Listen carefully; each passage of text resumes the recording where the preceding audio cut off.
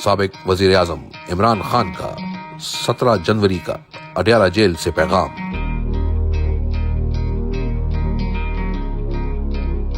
سب سے پہلے تو آپ نے گھبرانا نہیں ہے۔ میں اس آمریت کو کبھی تسلیم نہیں کروں گا، اور اس آمریت کے خلاف جدوجہد میں مجھے جتنی دیر بھی جیل کی کال کوٹری میں رہنا پڑا میں رہوں گا، لیکن اپنے اصولوں اور قوم کی حقیقی آزادی کی جدوجہد پر سمجھوتا نہیں کروں گا۔ ہمارا عزم حقیقی آزادی، جمہوریت اور قانون کی حکمرانی ہے، جس کے حصول تک اور آخری گیند تک لڑتے رہیں گے۔ کوئی ڈیل نہیں کروں گا اور تمام جھوٹے کیسز کا سامنا کروں گا۔ میں ایک بار پھر قوم کو کہتا ہوں کہ حمود الرحمان کمیشن رپورٹ پڑھیں۔ پاکستان میں 1971 کی تاریخ دہرائی جا رہی ہے۔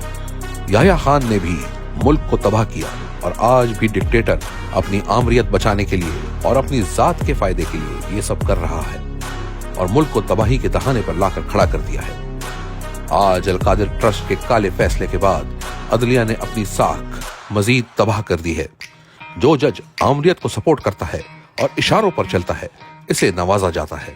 جن ججز کا نام اسلام آباد ہائی کورٹ کے لیے بھیجے گئے، ان کا واحد میرٹ میرے خلاف فیصلے دینا ہے۔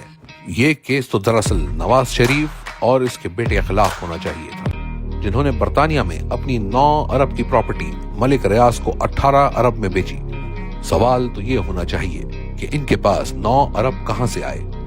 پاناما میں ان سے جو رسیدیں مانگی گئیں وہ آج تک نہیں دی گئیں۔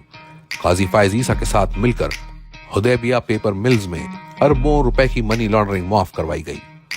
القادر یونیورسٹی شوکت خانم اور نمل یونیورسٹی کی طرح ہی عوام کے لیے ایک مفت فلاحی ادارہ ہے، جہاں طلبہ سیرت النبی صلی اللہ علیہ وآلہ وسلم کے بارے میں تعلیم حاصل کر رہے تھے۔ القادر یونیورسٹی سے مجھے یا بشرا بی بی کو 1% کا بھی فائدہ نہیں ہوا، اور حکومت کو 1% کا بھی نقصان نہیں ہوا۔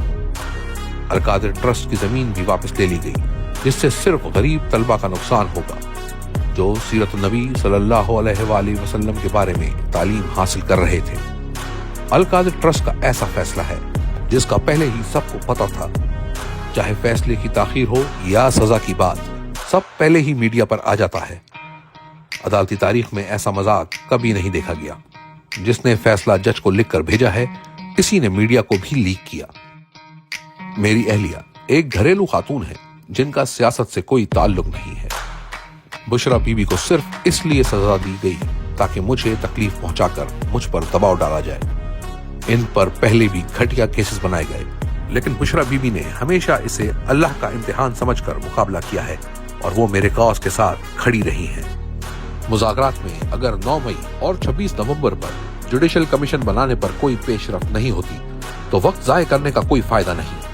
بد دیانت لوگ یعنی چیٹرز کبھی نیوٹرل امپائرز کو نہیں آنے دیتے۔ حکومت جوڈیشل کمیشن کے مطالبے سے اسی لیے راہ فرار اختیار کر رہی ہے کیونکہ وہ بد دیانت ہے۔